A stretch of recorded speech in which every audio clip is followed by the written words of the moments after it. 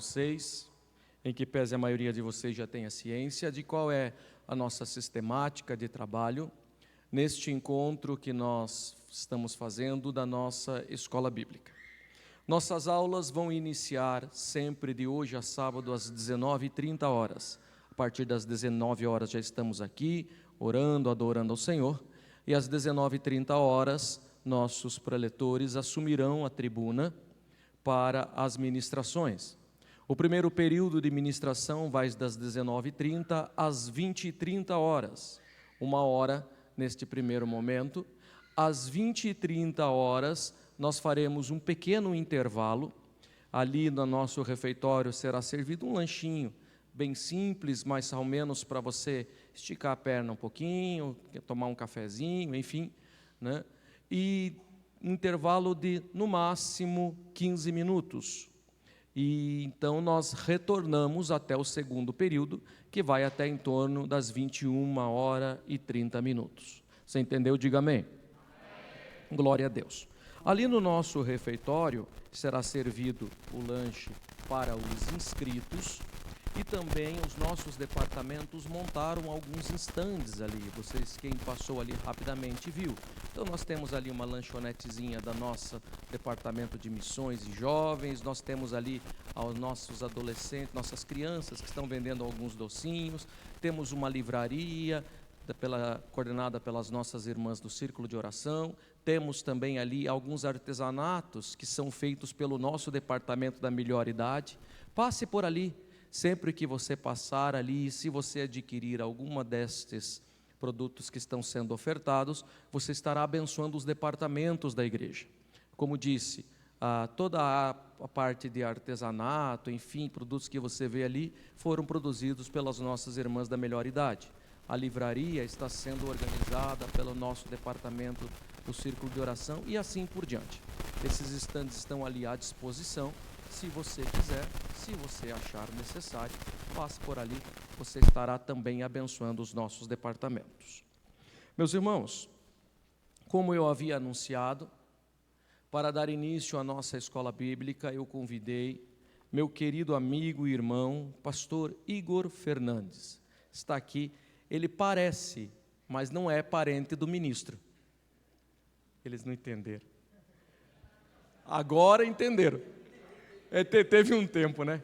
É que tem um ministro ali em Brasília, no Supremo Tribunal Federal, muito parecido com o Igor, mas não é. Um tal de Alexandre, né? É um menos famoso, né, Igor? O Igor é bem mais crente. Igor é um amigo, um irmão. Igor é pastor no campo de Umuarama, sob a presidência do pastor Percy Fontoura, dirigente da congregação de Ouro Preto, é isso? Né? Uma linda congregação. O currículo do Igor está aqui na apostila que você recebeu. Se eu for ler, eu vou gastar todo o tempo da primeira aula dele, né? Mas é um amigo querido, um grande ministrante, palestrante, escritor, um homem de Deus, em quem tenho elevada consideração. E estamos muito felizes, Igor, por você estar nos atendendo nesta noite, na noite de hoje e amanhã, e ser o canal de bênção para nós nesses dias. É um privilégio, um prazer tê-lo conosco. E nós estamos felizes. É verdade o que eu estou dizendo? Leia uma das suas mãos e diga glórias a Deus. Glória a Deus. Então se põe em pé. Nós vamos já passar ao momento importante, a ministração da bendita palavra de Deus. Como disse, nós vamos agora das 19h30 até as 20h30. Você já fez a sua inscrição? Você já está com o teu material em mãos? Obrigado, filha. Você já está com o teu material em mãos, você recebeu um crachá, e este material é importante como nós queremos honrar o teu esforço, o teu sacrifício em estar aqui estudando. A gente sabe que tem um custo envolvido, uma correria envolvida. Só adentrarão o plenário para participar das aulas os alunos que estejam portando o crachá. Então, não esqueça o teu crachá, traga ele sempre, para que você possa participar de todas as aulas. Isso é uma forma de honrarmos o teu sacrifício. As aulas estão sendo filmadas, mas não estão sendo transmitidas, porque elas são exclusivas dos alunos que fizeram a sua inscrição, como a gente diz, fizeram o seu sacrifício pessoal, o esforço, a correria. A gente sabe como difícil é, mas você está investindo no teu ministério. Você está investindo na tua vida, você está investindo na obra de Deus, e eu tenho plena certeza que Deus está feliz e o recompensará por isso, tá bem? Mas, por favor, não esqueça o teu crachá, traga o teu crachá e venha durante todos esses dias. Eu pedi aos meus obreiros que restringam a entrada para os alunos inscritos e com o crachá de apresentação, para poder participar das aulas de hoje até sábado. Amém? O demais, a maioria são de casa, então vocês sabem, nós temos sanitário masculino a esse lado, sanitário feminino aqui, refeitório ao lado. Vocês conhecem, sintam-se à vontade, a casa é do Pai, e se você é filho do Pai, a casa também é sua. Amém? Sem delongas, pastor Igor Fernandes, nosso ministrante da bendita palavra de Deus. Meu pastor querido, o senhor tem até às 20h30 nesse primeiro período.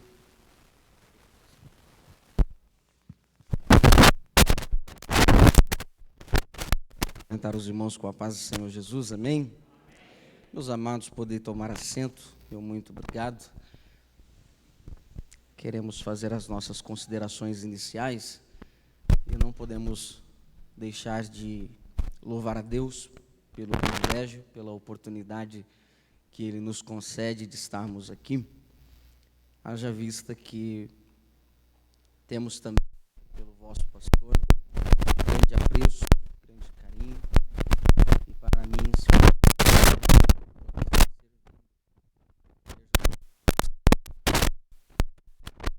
alegria, e eu trago aqui a saudação do nosso pastor presidente, e digo nosso, porque de fato o é, nosso pastor presidente da Convenção do Estado do Paraná, pastor Percy Fontoura, a qual tenho servido ao seu lado no campo de Umuarama.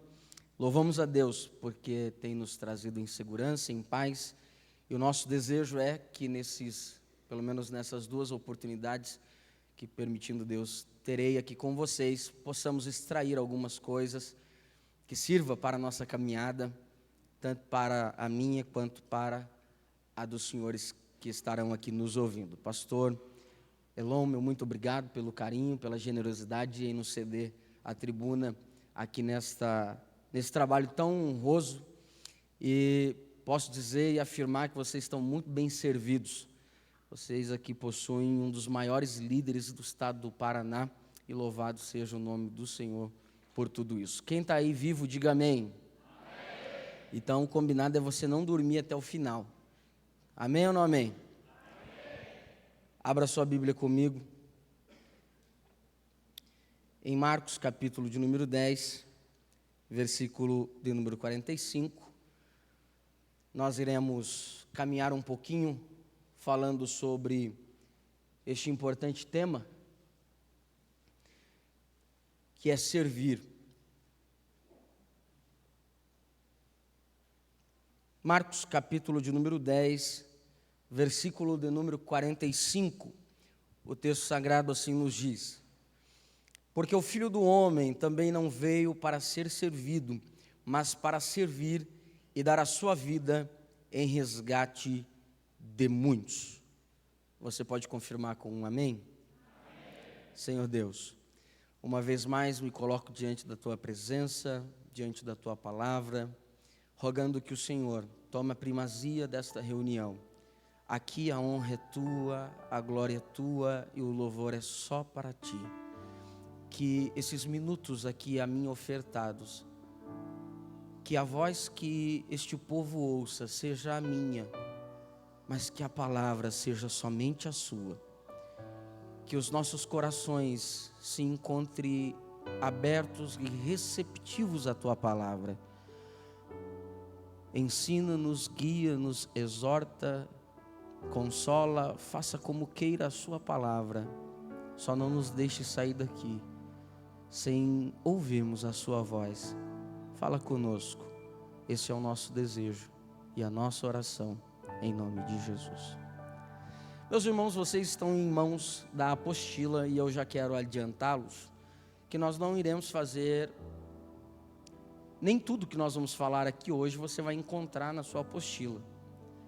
Evidentemente que isso não seria possível, porque não seria viável compilarmos mais de 3 horas e meia de palestra em uma apostila, e isso ficaria muito extenso.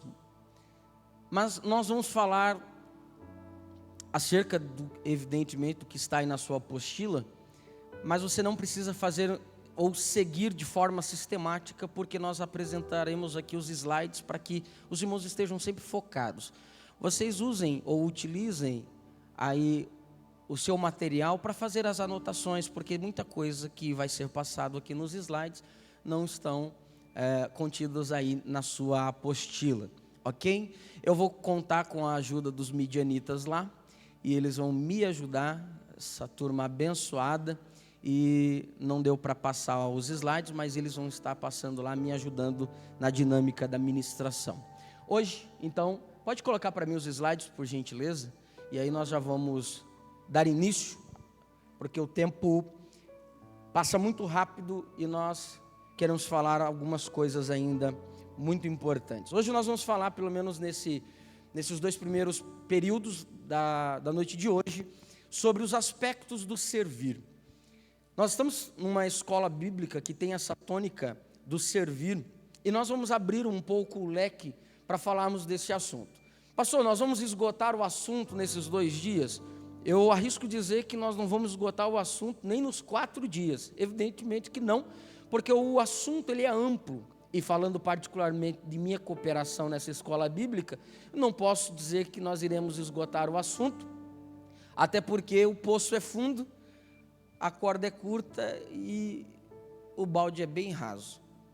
Mas dentro das minhas limitações, nós iremos falar um pouco sobre os aspectos que acabam permeando este assunto, e iremos pensar algumas coisas que julgo ser importantes para a nossa compreensão.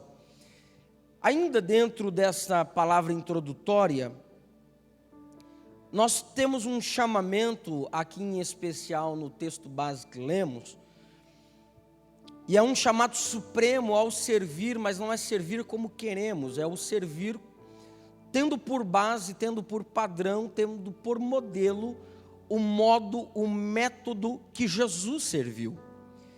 Ao longo da história da redenção, Deus jamais buscou apenas espectadores ou adoradores de palavras, mas adoradores que o servem em espírito e em verdade, ou seja, em ação, em prática.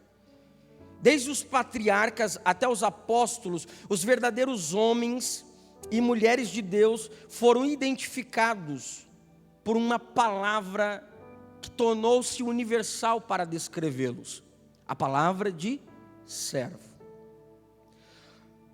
No hebraico, o termo frequentemente usado para servo é eved, que não se refere apenas a um trabalhador, mas a alguém inteiramente submisso à vontade do seu Senhor. E aqui se aplica quando nós reconhecemos Jesus Cristo como o nosso Senhor e Salvador. É o princípio básico do credo para a salvação. Mas alguém, para ser salvo, precisa exercer fé através do credo em Cristo Jesus, não somente como Salvador, mas reconhecê-lo também como Senhor.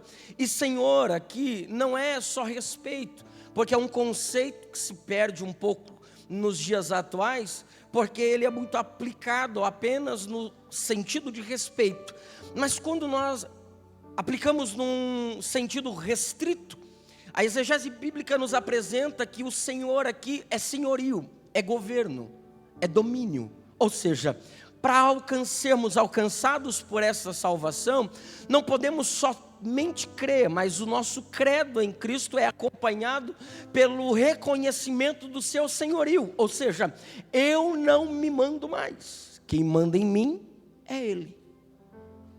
Eu estou subjugado pela vontade dEle, eu estou submisso à vontade dEle, eu estou inclinado à vontade dEle. O senhorio de Cristo é um dos pilares da salvação, ainda que pela graça. reconhecê-lo como sendo Senhor vai além do conceito odierno que conhecemos. Esse conceito no Novo Testamento muda um pouco e ele se amplia, porque o termo mais usado é doulos no Novo Testamento, e que significa literalmente escravo, alguém que renunciou aos seus direitos para cumprir exclusivamente a vontade do seu Senhor.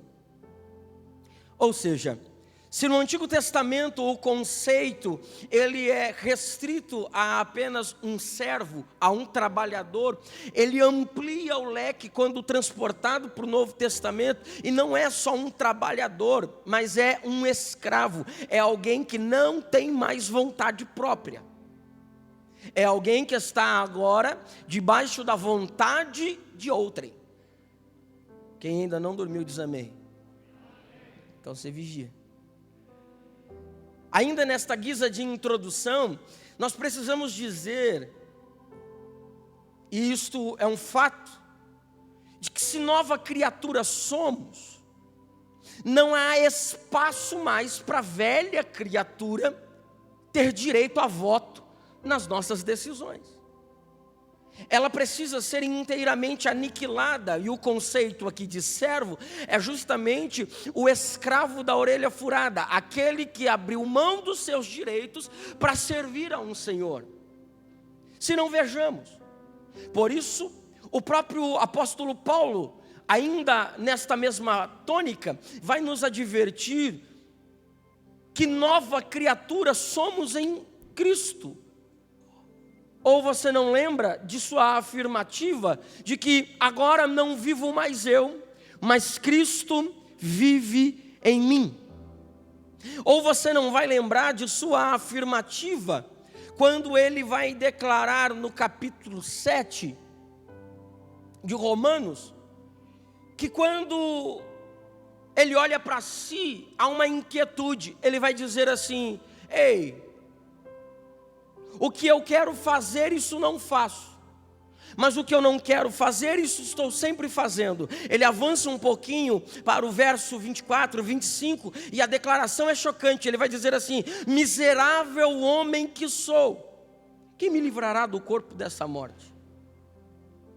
Ele está fazendo aqui a aplicação de um conceito cultural da época. Haja vista que quando se cometia um homicídio naqueles tempos, a sentença não era prisão. Quando alguém matava ao seu próximo, o castigo ou a sentença era que ele deveria ser amarrado ao corpo ou acorrentado ao corpo daquele que ele matou. Punho acorrentado no punho, tornozelo acorrentado no tornozelo. Eu matei o meu vizinho, minha sentença, meu julgamento era estar acorrentado ao corpo daquele defunto, o que comumente traria uma sentença de morte, pois a decomposição de um cadáver ligado ao seu corpo trazia muitas implicações de doenças, contaminações, enfim. E o que Paulo está dizendo é assim: eu matei, eu assassinei o meu velho homem. Eu matei, eu exterminei, eu cometi aqui um ato de matar a minha velha natureza. Só que tem um problema. Eu matei, mas ela continua acorrentada a mim. Aonde eu vou, eu estou arrastando esse corpo. Aonde eu vou, eu estou arrastando esse defunto. Ele está morto, mas ele está perto de mim. E aí ele vai então dizer: miserável homem que sou, quem me livrará do corpo dessa morte? Ele está dizendo: quem vai me livrar de estar tão perto desta velha natureza caída, pecaminosa, errante? Quem vai me livrar? Aí ele descobre um segredo que é nos revelado no capítulo 8. Mas nenhuma condenação há para os que estão em Cristo Jesus e não vivem mais segundo a carne, mas segundo o Espírito. Ainda debaixo desta tônica, ele vai dizer: aqueles que confessam Jesus como Senhor, a declaração é enfática: nós já fomos crucificados com Cristo, de maneira que, como Ele foi crucificado, nós também fomos crucificados, e da mesma sorte que Ele ressuscitou, nós também somos ressuscitados para uma nova vida. E o que isso tem a ver, pastor? Tem a ver que há uma sentença judaica no capítulo 6 do livro de Esdras, que vai declarar que todo aquele que se achar condenado por profanação do templo ou do sistema religioso, o julgamento desse homem que profanasse o templo ou o sistema religioso de alguma forma, a sentença dele seria morte por crucificação ou crucifixão, como queira.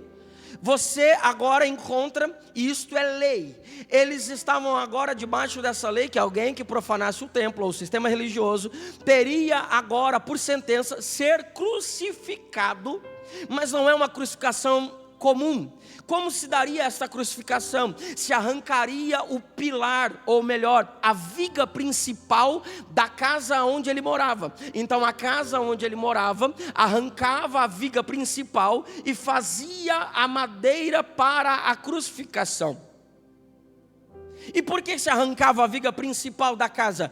Porque a casa não permaneceria de pé, e a família ou os entes queridos daquele que foi crucificado teria que mudar de localização, não teria como voltar para a casa de origem. Ou você nunca observou que na cruz Jesus está olhando para Maria e João e dizendo assim: ei mulher, eis aí o teu filho, e eis aí, João, a tua mãe. O que Jesus estava querendo dizer com isso? A viga da casa onde Maria morava foi arrancada para crucificar Jesus. E ele está dizendo: agora você que vai cuidar dela. Não, pastor, eu aprendi desde cedo que na verdade Jesus, quando foi crucificado, desconjuntaram ele, porque a cruz era de Barrabás, e a Barrabás era maior que Jesus, e é por isso que ele então foi desconjuntado. Então não foi da casa de Jesus, foi de Barrabás. E eu pergunto para você, aonde você leu isso na Bíblia? Esse é o tipo de coisa que a gente cresce ouvindo e vai repetindo. Não há qualquer menção disso na Bíblia Sagrada. A Bíblia Sagrada diz que ele sim foi apenas trocado. Ele estava sentenciado e a troca da sentença repousou agora, ele foi liberto e então repousou sobre Jesus. A Bíblia se limita a dizer isso. E a gente vai reproduzindo tanta coisa que a gente só ouviu falar e nunca leu. Até porque a Bíblia não foi feita para ser lida, a Bíblia foi feita para ser examinada. Porque se eu perguntar aqui no senso comum, só para tomar de exemplo, quem cortou os cabelos de Sansão? Todo mundo vai dizer, Dalila, e não foi, a Bíblia nunca disse isso. Ele dorme, depois que ele dorme, ela chama o exército inimigo e eles se encarregam de fazê-lo. Ah, pastor, como que Elias foi arrebatado num carro de fogo? Irmão, a Bíblia não diz isso. O carro fez separação entre eles. Ele subiu arrebatado num redemoinho. Pastor, entrou quantos animais na arca de cada espécie? Ah, pastor, essa aí não dá para errar, é de 2 em 2. Olha aí, quem é hastia, vou acabar com a sua infância. Gênesis capítulo 7, versículo 2 em diante, não diz isso. Não, pastor, pera lá. Os desenhos dizem isso, os filmes dizem isso, meus líderes sempre disseram isso. Não diz isso? Não diz só isso. A Bíblia vai dizer que entrou na arca de cada espécie 7 machos e 7 fêmeas dos animais puros, e 1 macho e 1 fêmea dos animais impuros. Irmão, se você vê um irmão aí do seu lado, ele começar a se tremer demais, começar a sair uma baba assim, overdose de Bíblia, aí ele não está muito acostumado, aí você põe a mão rapidinho na cabeça dele, faz uma oração, ele vai voltar à tona e a gente continua. Quem está com essa fé diz amém. Então nós precisamos entender que a Bíblia foi feita para ser examinada, não para ser lida. Com isto, a viga foi retirada. Por quê? Porque agora Paulo se utiliza dessa mesma sentença para expressar a nossa velha criatura foi crucificada com Cristo. O que ele está dizendo? A viga principal da nossa antiga casa foi arrancada, ou seja, nosso velho homem não tem mais aonde morar, ele não tem mais nada em mim, ele não tem mais nada em mim. Eu não sei se você está entendendo. Esse conceito de servir, ele não é um ato periférico de fé, ou da fé. Na verdade, o servir é o centro da vocação cristã. Jesus, o próprio Filho de Deus, declarou em Marcos 10, 45, porque o Filho do Homem não veio para ser servido, mas para servir. Diakonizai é dar a sua vida e dar a sua vida em resgate de muitos. A palavra aqui expressa serviço prático e sacrificial. Aquele que se curva para atender às necessidades de outro, mesmo a custo de si mesmo. Esse é o padrão, esse é o modelo. Agora, como é o modelo de ensino de Jesus? Se não, vejamos o que Lucas escreve quando vai fazer o registro de Atos dos Apóstolos. Já logo no capítulo 1, no versículo de número 1, somos apresentados a verdade. Fiz o primeiro tratado, ó Teófilo, acerca de tudo que Jesus começou não só a fazer, mas a ensinar. Qual é o padrão de Jesus? O modelo. Ele está dizendo, eu estou registrando o que Jesus começou não só a fazer, mas a ensinar. Ou seja, ele não era só douto no saber, ele não só tinha o conhecimento, a prática estava acompanhando aquilo que ele sabia. Ou seja, Jesus ensinava falando e fazendo, fazendo e falando, falando e fazendo, fazendo e falando, falando. O problema é que nós conceitualmente, aqui, muitos sabem. O problema é quando transportamos esse saber para a prática. Porque dizer que sabe que o serviço padrão, modelo de Jesus a ser imitado é um serviço sacrificial, aquele que se inclina para atender a outro, ainda que sofra algum dano, é muito fácil. A dificuldade é quando transportamos isso para a prática. O problema é quando isso é transportado para o nosso dia a dia. O apóstolo Paulo, ao abrir muitas de suas cartas, não se apresenta como apóstolo dos gentios, ou um grande mestre. Mas observe, quando você vai ver a sua carta aos Gálatas, ele se introduz como o apóstolo. Eu, Paulo, apóstolo. Aí, o que chama a atenção é quando você vai para a carta aos Efésios, ele também se apresenta desta maneira, mas ele passa o capítulo de número 2 especialmente, falando sobre a salvação pela graça, e pela graça redentora, e pelo nosso não merecimento, mas pela graça de Deus, pela graça sois salvos. E aí quando ele passa todo esse capítulo falando, e ele volta a se apresentar de novo na mesma carta, ele já não se apresenta mais como apóstolo, mas ele vai dizer, eu, Paulo, servo do Senhor Jesus. Sabe por quê? Quando a gente tem um encontro com a graça, a gente vai entender que os títulos são passageiros, que as credenciais são passageiras, e que o nosso maior título é ser servo do Senhor Jesus Cristo.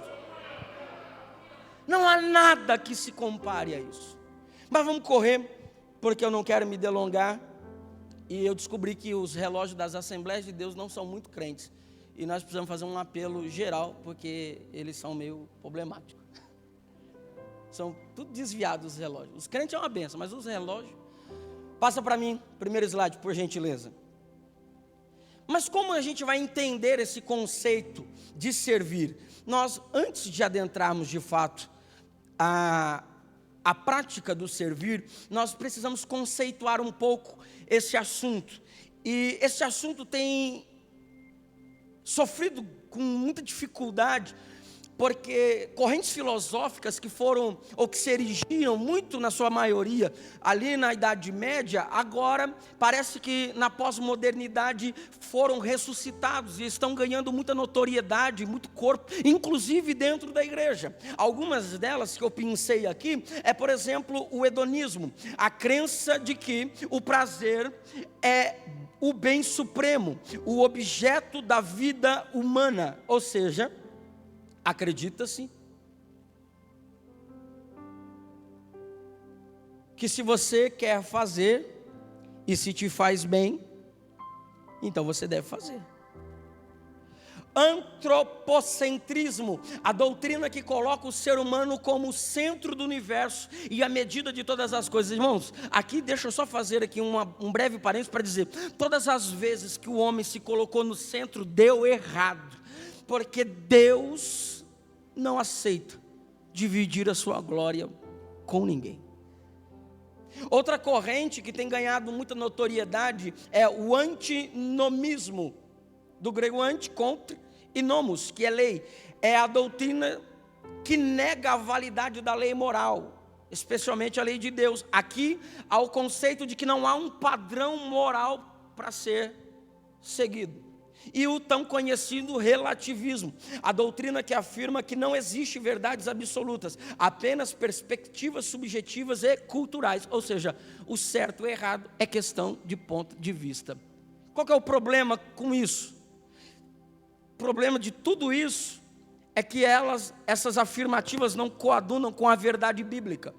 E tem gente querendo substituir as verdades bíblicas por essas correntes filosóficas.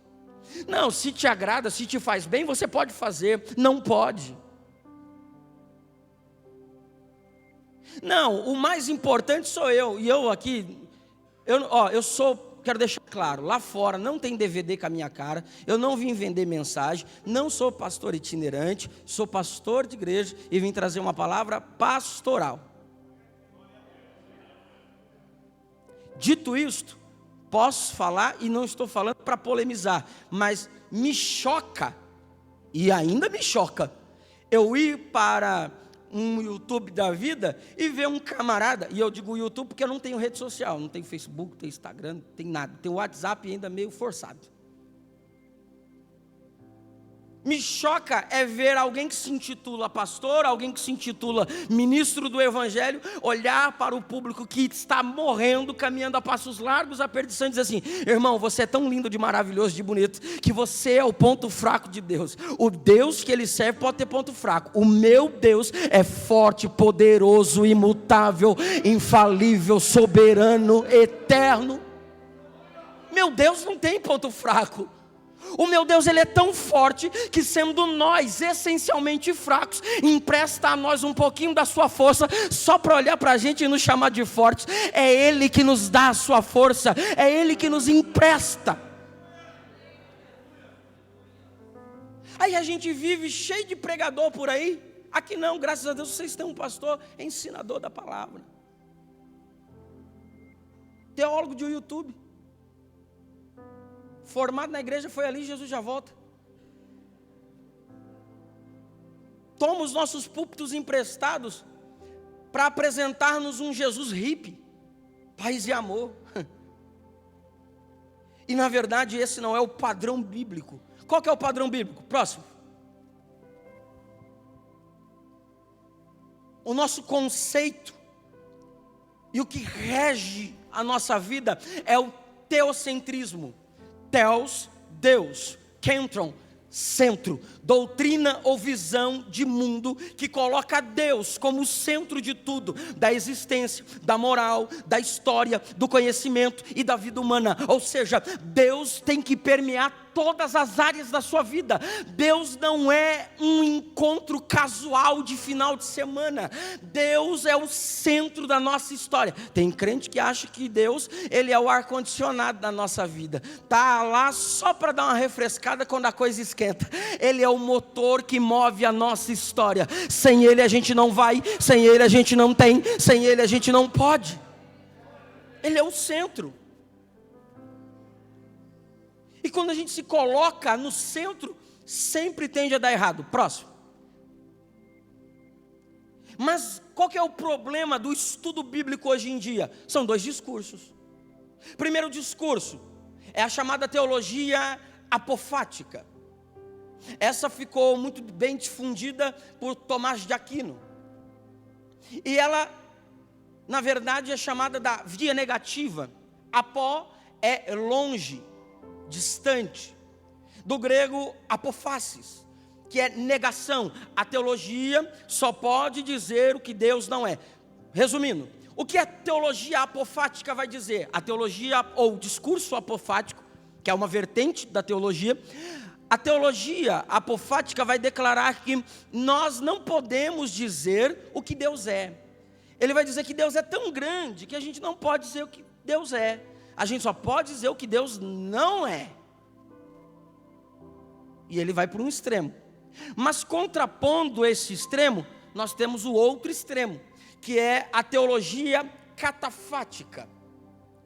Catá é abaixar para pegar, do grego catafases, que é afirmação, buscar detalhar Deus de forma exaustiva.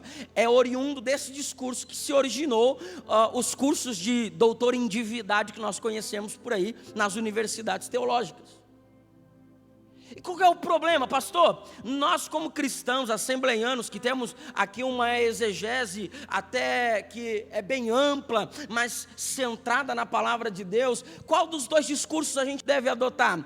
O apofático, nós não podemos dizer nada sobre Deus, porque Deus é tão grande que a gente só pode dizer o que Ele não é. Ou eu tenho que ir para outra vertente e dizer que não, nós podemos esquadrinhar Deus em todos os seus âmbitos, em todas as suas áreas, em todos os seus pensamentos. Há um arqueólogo, não é da nossa denominação, mas muito conhecido, doutor, e ele vai dar uma afirmação que me chama a atenção. Ele vai dizer: o extremismo é um lado da verdade que ficou louco. Pastor, então qual dos dois? Nenhum. Mas com qual discurso a gente fica? Com o discurso bíblico. Qual que é o discurso bíblico? Os pensamentos dele são mais altos e são melhores do que os nossos. Fato. Mas nós também ficamos com o discurso bíblico que diz: Ele é amor, Ele é o guia, Ele é a nossa salvação, Ele é Senhor, Redentor, poderoso, o alfa, o ômega, o começo e o fim, Pai da eternidade, Príncipe da paz, poderoso, conselheiro, Deus forte, o Senhor dos exércitos é o seu nome. Ele fala. Pastor, o que o senhor quer dizer? É que nós podemos sim dizer algumas coisas acerca de Deus. Por quê? Porque somos bons? Não, porque Ele escolheu na sua soberania se revelar a nós. Não é por méritos nossos, mas é porque Ele escolheu na sua soberania se revelar a nós. Passa para mim o próximo, por gentileza. Dentro principalmente do âmbito assembleiano, nós ainda estamos nesta guisa de introdução. Nós temos os cargos eclesiásticos que nós comumente conhecemos. E alguém diz assim: pastor, alguém sonhou com isso aí, acordou com isso na cabeça e inventou? Não, é padrão bíblico. Se não, vejamos. Tanto o apóstolo Pedro como o apóstolo Paulo reconheciam a existência de cooperadores, diáconos, presbíteros, evangelistas e pastores na igreja primitiva. Vejamos os textos abaixo. Por exemplo, Romanos 16:3. Saudai a Priscila e Áquila, meus cooperadores em Cristo Jesus. Da mesma sorte, os diáconos sejam honestos. 1 Timóteo capítulo 3, versículo 8, parte A. Ou seja, só aqui nós já temos reconhecimento dos cooperadores e dos diáconos. Passa o próximo para mim, por gentileza. Por esta causa te deixei em Creta, para que pusesse em boa ordem as coisas que ainda restam, e de cidade em cidade estabelecesse presbíteros, como já te mandei. Tito 1:5. Mas tu, sê sóbrio em tudo, sofre as aflições, faze a obra de um evangelista, cumpre seu ministério, está lá em 2 Timóteo 4:5. E obedecei a vossos pastores e sujeitai-vos a eles. Hebreus 13:17. Ou seja, há um padrão bíblico, há um padrão doutrinário. Agora, pergunta eu faço e você me responde: quantos aqui são líderes? Levanta a mão. Bem pouco. Vou fazer outra pergunta. Quantos são cristãos aqui, salvos em Cristo Jesus? Levanta a mão. Aí aumentou. O que me chama a atenção, pastor Elon, é que a mesma quantidade dos cristãos salvos em Cristo Jesus deveria ser a mesma quantidade dos que são líderes. Sabe por que você não levantou a mão? Porque você tem o conceito de que liderança é credencial, que liderança é cargo, liderança é influência, é o quanto eu posso influir. Pastor, mas eu não sou líder de nada. Então você está bem ruim,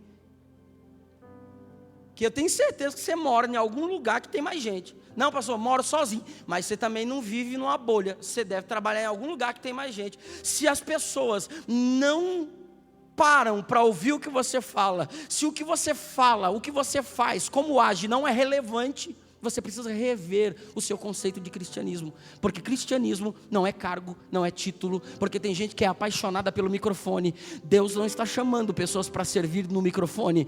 O chamamento maior é para se apaixonar pela causa. A gente não se apaixona pela oportunidade, a gente se apaixona pela causa. E a causa não é nossa, a causa é do reino. Se eu consigo influir sobre alguém, eu sou um líder. E lá em casa eu tenho, se ninguém quiser me ouvir, eu tenho pelo menos duas que vai ter que me ouvir de um jeito ou de outro. Uma, porque escolheu casar comigo. E a outra, que não tinha nada a ver com isso, resolveu nascer em casa. E que, diga-se de passagem, é minha filha, de sangue. Como ela não podia escolher onde nasceu, caiu lá no barraco. E lá eu sou um líder que estou guiando, influenciando. Eu apresentei domingo passado na igreja que sou pastor, 2 crianças. E eu digo que a igreja, ela como organismo e organização, ela cresce de 2 maneiras. Só tem 2 maneiras da igreja crescer. Primeiro, através da evangelização. É a proclamação do reino e a salvação por intermédio do nosso Senhor Salvador Jesus Cristo. Qual é a segunda forma de fazer a igreja crescer? A primeira, evangelização. Segunda, fazendo filho. E hoje em dia, os irmãos estão achando mais fácil fazer filho do que evangelizar. Aí eu apresentei 2 de uma vez só lá, domingo, na nossa igreja. Cadê? Um camarada bem desenvolto aí. Bem, o filho do pastor que já está acostumado mesmo. Irmão, vocês oram pelos filhos do pastor, que filho de pastor não é fácil, não, irmão. Ó, você vai ficar aqui paradinho, do jeito que você está. Aí, não, assim, de lado para a igreja. Qual é o padrão bíblico para ensinar o filho, influenciar o filho? Ensina o menino o caminho que deve andar, e quando crescer, não se desviará dele. Amém? Não, amém. Bíblia não diz isso não. Pastor, diz. Não diz. Pastor, o que a Bíblia diz? A Bíblia diz: ensina o menino no caminho que deve andar. Não entendi, pastor. Ensina o menino o caminho, é o pai dizendo assim: filho, é só de mentirinha, eu não tenho herança para você não, tá? Filho, você precisa ir por aquele caminho lá. Pode ir. Vai até o som lá e para. Isso é ensina o menino o caminho. Esse é o caminho. Vai, pode ir. E você, pai? Não, só estou mandando você. Mas qual é o padrão bíblico? Ensina o menino da mão.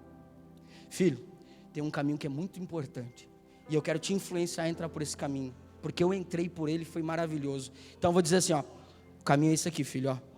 Olha que benção que é o caminho. Olha que maravilha que é o caminho.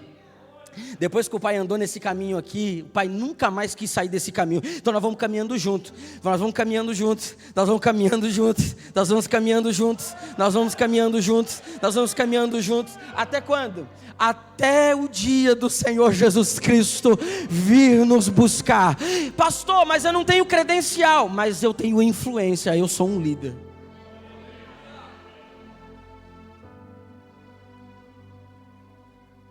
Mas o que é ministério? Passa para mim o próximo, por gentileza.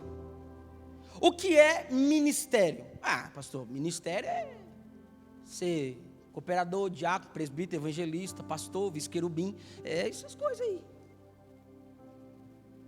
Passa o próximo slide. Ministério vem da palavra grega diakonel, que significa servir, ou douleuo, que significa servir como escravo. Tem gente que diz assim: eu não vejo a hora de entrar no ministério. O que ele está querendo? Ele está querendo uma credencialzinha no bolso, botar uma gravatinha no pescoço, fazer um bannerzinho com a cara dele, colocar assim: olha, conferencista internacional. Nunca pregou nem no Paraguai, mas eu sou conferencista internacional. Louvado seja eu, bendito seja o meu nome. Ministério não é isso. Ministério é serviço. E nem todo mundo que tem credencial tem ministério. Mas nem todos que têm ministério também têm credencial. Tem pessoas que não têm credencial, mas têm ministério. Tem gente que tem ministério e não tem credencial, porque não se restringe a uma organização eclesiástica. O servir do padrão bíblico aqui, isso é ministério. É o servir numa porta? É o servir aqui na igreja? É evangelizar? Mas não é só isso, é um modelo de vida, é um padrão de conduta, é uma forma de se viver. Que tem gente que quando chega na igreja, ele tem um botãozinho aqui do lado, espiritual, que ele entra pelas portas aqui, aí ele liga o crentez. Ô vaso, benção, só vitória, ô tocha, manto, ô glória. Aí ele chega no trabalho dele, cheio de ímpio, está na hora do almoço, está todo mundo lá contando piada imoral, ele língua mundanês, aí conta piada imoral, xinga, mente, engana, trapaceia, e esse não é o padrão bíblico, isso não é o padrão doutrinário, isso não é o padrão que Jesus espera de nós. O padrão de Jesus é um modelo de vida sacrificial, de serviço constante. Vamos correr. Próximo. Vamos agora falar um pouquinho sobre a chamada para o ministério. Passa o próximo. E aqui, observe, irmãos, quando eu digo a chamada para o ministério, deixe de lado esse conceito de cargo em igreja. Vamos fazer isso combinado? Todas as vezes que eu falar o chamado para o ministério, você já aprendeu que ministério não é só cargo. Liderança é influência. Então, para todo mundo aqui ninguém escapa. E eu já olhei o rostinho da maioria aqui, as portas estão fechadas. Se você levantar e ir embora, depois que apertar, vai ficar muito feio para você. E está filmando, eu vou mandar os irmãos filmar você indo embora. Quem vai ficar até o final, diga amém. Então eu não estou falando de cargo, eu estou falando de ministério, estou falando de servir. É um padrão amplo. Mas vamos lá, qual que é o conceito da chamada para o ministério? Antes do chamado ao serviço, você precisa entender que vem o chamado para a salvação. Ninguém é chamado para servir primeiro, para ser salvo depois. Você é salvo primeiro para servir depois. Porque se você não for salvo, você não serve para servir. Uau! Se eu fosse itinerante, eu ia postar isso hoje. Hashtag é Forte Brasil. Mas como eu não sou itinerante, nem tem rede social, eu vou falar de novo para ver se você grava. Quem não é salvo, não serve para servir. Não, pastor, servir é um catadão, a gente pega qualquer um aí, quem tiver meio de bobeira, chegou hoje na igreja, não sabe muito bem o que é a coisa, nós enfia ele no BO e depois nós vê o que faz. Servir não é uma imposição. Ai, pastor, ser crente é tão difícil, ai, olha por mim, estou tão precisado, pastor. Eu tenho uma bronca de crente assim. É fácil? Não é. Mas precisa estar se queixando? Não. Ai, pastor, mas é tão difícil servir a Jesus. Não, difícil é morar a eternidade no inferno. Servir Jesus é um privilégio, é um presente, é uma dádiva, é um favor imerecido. A gente não merecia, eles vou te dar o privilégio de me servir, vou te dar o privilégio de ser meu servo, vou te dar o privilégio de ser adotado da condição de filho. Eu estou te dando um presente.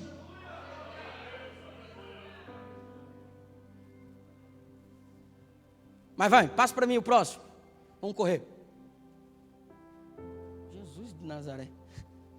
Ele está mais desviado do que os outros. Para sermos alcançados por essa salvação, entre a salvação e o serviço, há um processo de santificação que é indispensável. Não há como dispensar a salvação nesse processo.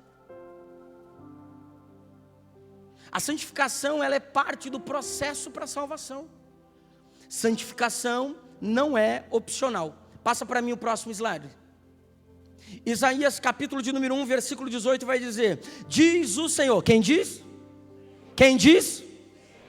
Então, se você acha ruim, você se queixa com ele. Ainda que os vossos pecados sejam como a escarlata, e eles se tornarão brancos como a neve, ainda que sejam vermelhos como o carmesim, se tornarão como a branca lã. Aqui está contido 2 processos de santificação. Como, pastor? A inicial e a progressiva. Não entendi, pastor. Ele está dizendo, o que é a escarlata aqui? É uma mancha, e para a época era muito intensa. Ele diz, por pior que seja a mancha, por pior que seja, você pode passar por um processo que vai fazer restaurar isso a um nível nunca antes experimentado por você. Essa mancha, por mais intensa que seja, ela pode se tornar branca como a neve e branca como a lã. 2 processos de santificação. Primeiro, brancos como a neve. Essa é a santificação inicial. Neve cai da onde? Oxi, da onde?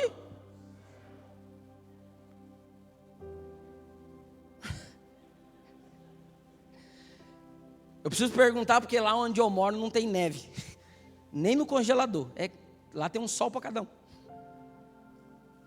Primeiro nível de santificação, ele exemplifica a neve. Vai se tornar branco como a neve. E a neve cai da onde? Quem aqui que controla a queda de neve? Oxe, quem? Então não é você não? Depende de você? Se você quiser muito que neve assim, vai nevar? Não. Quem autoriza a queda da neve é Deus, não depende da gente. Ele está dizendo, primeiro nível de santificação, Jesus Cristo veio e morreu por nossos pecados, e o seu sangue nos purifica de todo pecado. Não depende de mim, não depende de você. Isso é sacrifício dele, e não pode ser substituído, até porque não há substituição para o que ele fez. Eu não posso, você não pode, a gente junto não pode, mas ele pôde. No primeiro nível de santificação você não pode, até porque a Bíblia vai dizer, nenhum de nós pode remir a nosso irmão, porque a sua alma é caríssima, a ponto que a gente não pode pagar. E ela foi paga, não foi com ouro, nem com prata, nem com coisas corruptíveis, mas no precioso sangue de Jesus. Primeiro nível de santificação, Jesus vem e limpa a casa. Isso é Ele que faz. Segundo nível de santificação, ainda que sejam vermelhos, irmão, e negócio de vermelho tem que limpar mesmo, como o carmesim, ela vai se tornar branco como a... E onde que dá a lã? Eu preguei essa mensagem uma vez, a irmã na igreja falou assim, vem da onde a lã? Aí ela falou assim, do algodão, pastor. Eu digo, irmã, ainda não. Pode ser que um dia, quem sabe, mas ainda não. Algodão não dá lã. Quem que dá lã? Tá. A ovelha dá lã, sim ou não? Oxe, fala comigo, irmão. Sim ou não? Fala uma loja de roupa famosa aqui em Venceslau Braz. Eu não escutei nenhuma. Carina? Carine? Mas é enjoado demais, meu negócio deve ser bom lá. Tá aí? É coisa maravilhosa do céu. Coisa tremenda. Uau! Calma, irmão, vocês estão... Estou elogiando, vocês estão entendendo. Estou dizendo que é coisa de primeira. Quem já viu, Carime. Quem que já viu nessa loja lá uma ovelha comprando lã? Nunca viu, não? Porque lã ela não compra, ela e ela não pega de fora, ela produz de dentro. Uau! Sabe o que Isaías está dizendo? O primeiro nível de santificação, ela vem do alto. E o segundo, Senhor, me ajuda a ser santo. Não vai te ajudar não, ele já fez a primeira parte, que é limpar a casa. Qual é a responsabilidade nossa agora? Manter a casa limpa, é produzir a santificação progressiva, de dentro para fora. Oh, aleluia. Ele está dizendo, o primeiro nível sou eu que faço, o segundo nível é correspondência sua.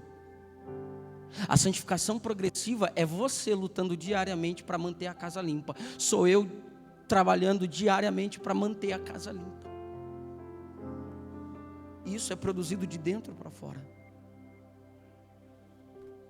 Sem essa santificação a gente não vai estar habilitado para servir. Vamos lá, corre, próximo. Ainda falando nessa tônica, o processo de santificação, ela passa por esses 3 níveis. Santificação inicial, progressiva e final. A inicial, ela nos livra do quê? Da condenação do pecado. O salário do pecado é mas o dom gratuito de Deus é a vida eterna. Quando Ele vem e te lava do alto, você fica livre da condenação. Voltamos ao que Paulo diz: nenhuma condenação há para os que estão em Cristo Jesus. Mas e o segundo nível, progressivo? Ela vai nos livrar, nós vamos estar livre do poder, ou seja, do domínio do pecado. Nós podemos às vezes falhar, sim, somos pecadores, mas esse pecado não pode nos dominar mais. O problema é que hoje em dia a gente tem pecado de estimação. Leva para passear, dá nome.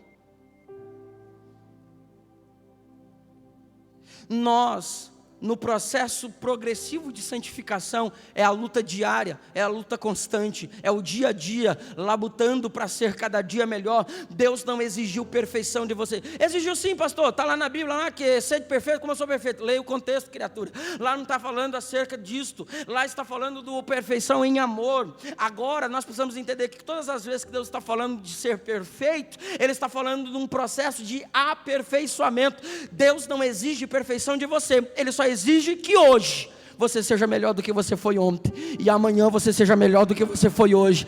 É avanço, é progresso. Chega final de ano, é a época que crente mais mente. Não, pastor, olha, pastor, eu fiz um voto com Deus, eu vou ganhar 328 almas para Jesus, vou evangelizar, eu vou entregar pelo menos 1.500 panfletos, eu vou ser dizimista fiel, vou fazer uma oferta alçada todo culto, e aí a mentira não tem fim mais. Porque chega em fevereiro, você está morrendo, diz, ai, meu Deus do céu, Deus me esqueceu, eu vou morrer, Senhor, me ajuda. Eu disse lá na virada de ano passado, na igreja que sou pastor, disse assim, irmão, faz voto para esse ano não. Nós temos uns minutos para esse ano que vai vir.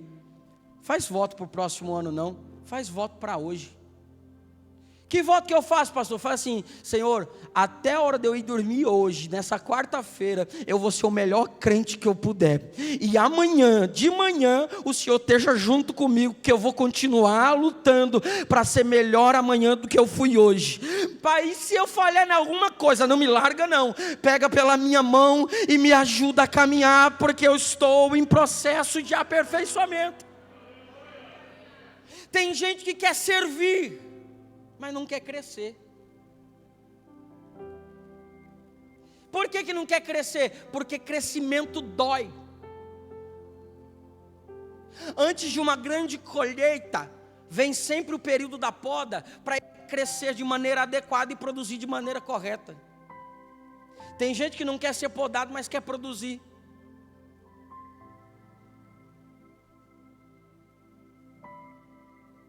E pastor, para a gente encerrar esse primeiro período, eu já fui alcançado pelo primeiro nível de santificação, a inicial. Eu estou lutando aqui todos os dias para avançar na santificação progressiva. Aí termina aqui? Claro que não. Eu não vejo a hora de chegar no terceiro nível de santificação. E esse é o nível final. Porque no primeiro nível eu estou livre da condenação. No segundo eu estou livre do domínio. Mas no terceiro eu estarei bem longe da presença.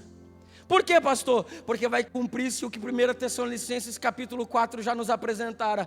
E o nosso Senhor Jesus virá nas altas nuvens do céu, com alarido e voz de arcanjo, dará o grito de guerra, voz de comando aos seus santos.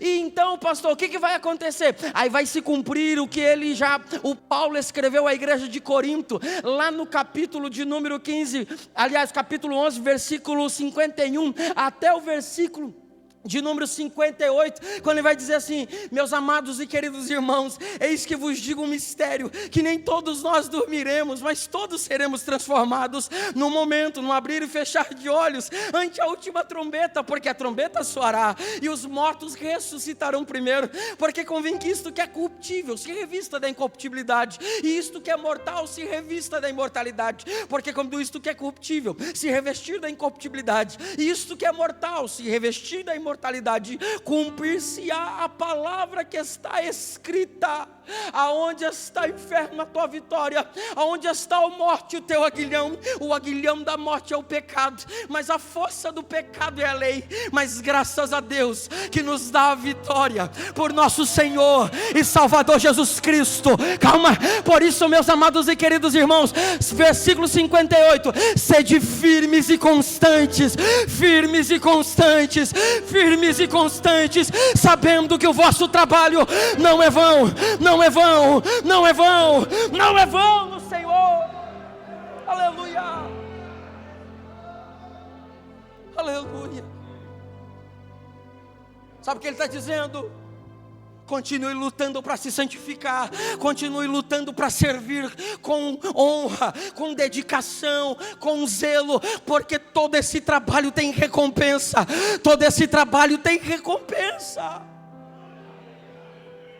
O problema da igreja moderna é que tantas correntes doutrinárias acabam infiltrando os nossos altares, que é grande, ou pelo menos um número razoável de servos, de cristãos, já não acreditam mais que Jesus está voltando.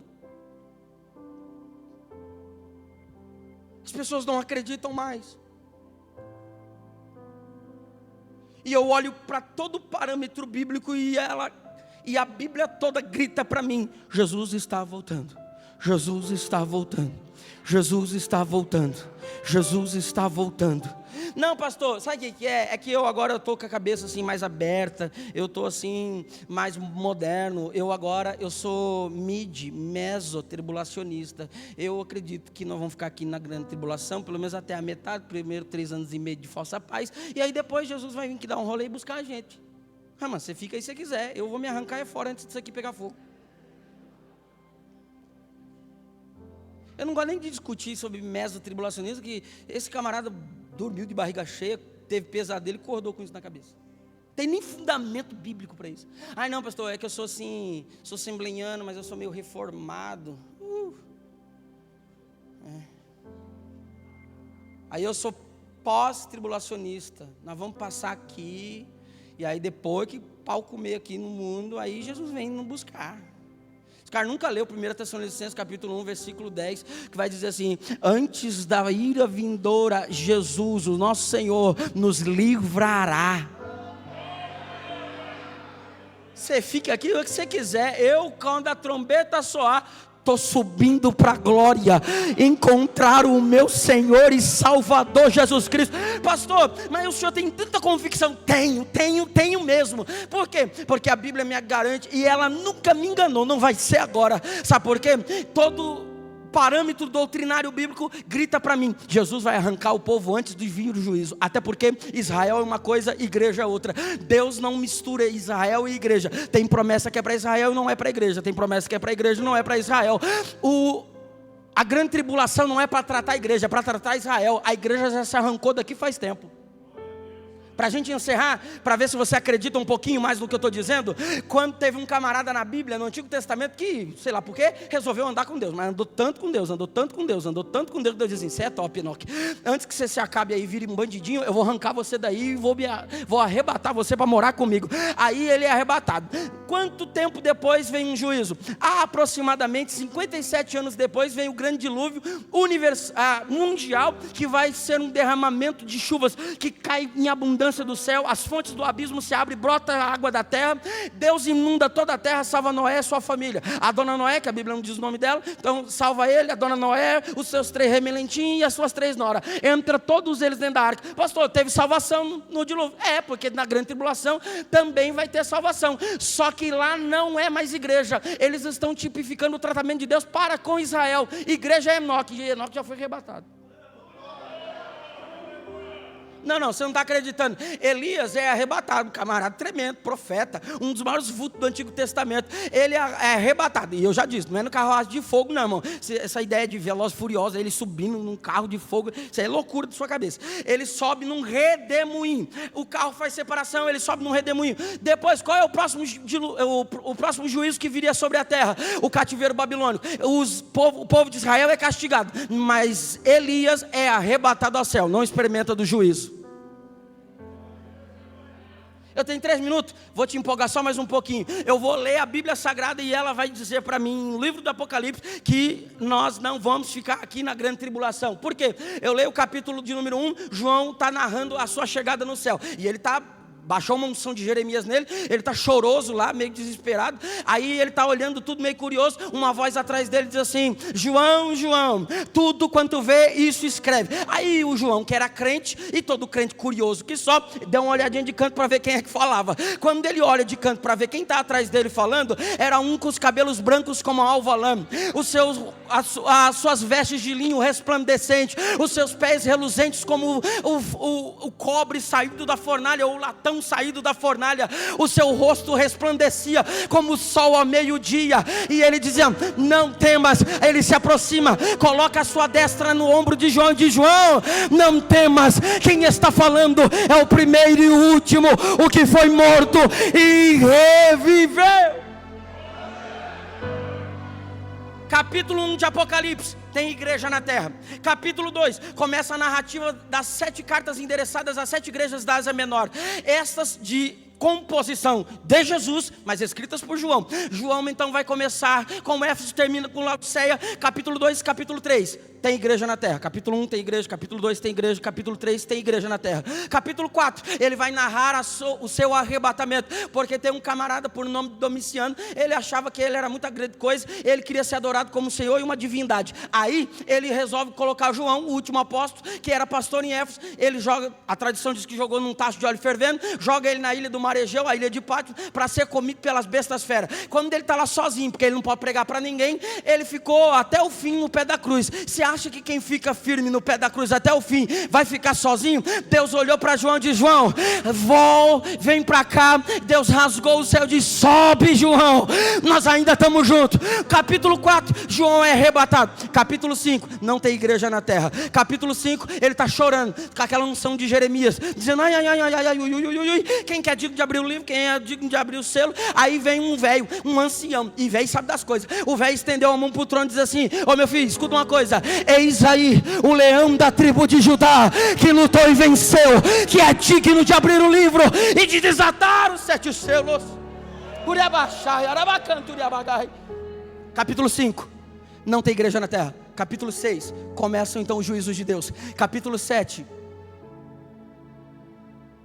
Tem os mártires clamando na glória. Não tem igreja na terra. Capítulo 8 e 9. Começa a tocar das 7 trombetas da ira de Deus. Não tem igreja na terra. Capítulo de número 10. Agora tem um anjo esquisito com um livrinho na mão, um pé na água, um pé na terra, dizendo: do Senhor é a terra e toda a sua plenitude. Não tem igreja na terra. Capítulo de número 11. Lá tem agora as testemunhas. Agora nós temos a saber, muito provavelmente, Elias e Enoque, que estão proclamando não mais a graça, mas o reino milenar do Senhor. Não tem igreja na terra. Capítulo 12, a visão do dragão, a mulher e o bebê. Bebê, Jesus, a mulher, Israel, o dragão, Satanás. Não tem igreja na terra. Capítulo de número 13 de Apocalipse, as duas bestas, a saber, a besta que subiu do mar, governo político, a besta que subiu da terra, governo religioso, a saber, o anticristo, falso profeta, vão se juntar para fazer uma tragédia durante 7 anos na grande tribulação. Só que tem um detalhe, ali ele vai narrar que quando lá, depois da batalha do Armagedon, Jesus descer com a noiva glorificada, só pelo sopro da sua boca, ele vai vencer o anticristo, o falso profeta, e eles vão para o lago de fogo e enxofre, e estrear só para largar a mão de ser besta. Capítulo 14, nós temos as 144 mil testemunhas, judeus selados, não é igreja, não tem igreja na terra. Capítulo 15, tem agora a mulher vestida de escarlata, não tem igreja na terra. Capítulo de número 16, aliás, 15, finalzinho do 15 e 16, temos agora o derramar das 7 taças da ira de Deus, não tem igreja na terra. Capítulo de número 17, nós temos agora a mulher vestida de escarlate, na sequência, as 4 vozes da Babilônia que clamam as falsas doutrinas que vão cair. Mas capítulo de número 19, aí é que vem a notícia boa.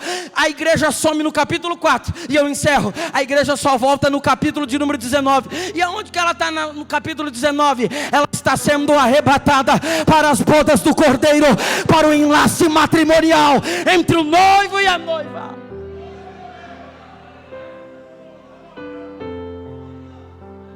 E sabe como a gente vai subir?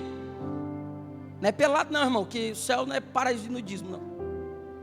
Nós vamos subir vestido. Com essa roupa? Não. Deus vai dar uma roupa nova para nós. Capítulo 19 de Apocalipse vai dizer que nós vamos subir com vestes resplandecentes de linho fino, que são as justiças que os santos praticaram.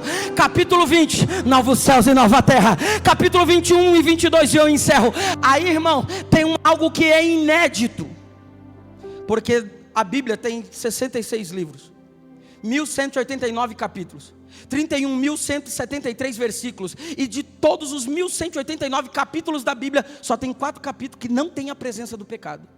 E eu encerro aqui. Primeiro, de Gênesis, não tem presença do pecado. Segundo, de Gênesis, não tem a presença do pecado. O pecado entra no capítulo 3. Depois do capítulo 3 até o capítulo 20 é pecado, pecado, pecado, pecado, pecado, pecado. Mas sabe por que eu continuo servindo? Porque eu não vejo a hora de adentrar no capítulo 21. A Nova Jerusalém que desce do alto. E é aqui que vai se cumprir o que o salmista de forma poética escreveu no Salmo de número 24, verso 7. Levantai, ó portas, as vossas cabeças, a entrada triunfal. Levantai, ó portas, as vossas cabeças. Levantai, ó portais eternos, para que entre o Rei da Glória. Alguém grita: quem é este Rei da Glória? O Senhor dos Exércitos, Todo-Poderoso. Ele é o Rei da Glória. Glória a Deus. Santo é este Rei da Glória, Ele está presente aqui nesta noite. Glória a Deus. Bendito é o nosso Senhor e Salvador Jesus Cristo. Meus irmãos, vamos fazer um rápido intervalo de 10 a 15 minutos. Levante-se aqui, você quiser, nós temos um cafezinho, um lanchinho rápido ali no refeitório. Como eu disse, tem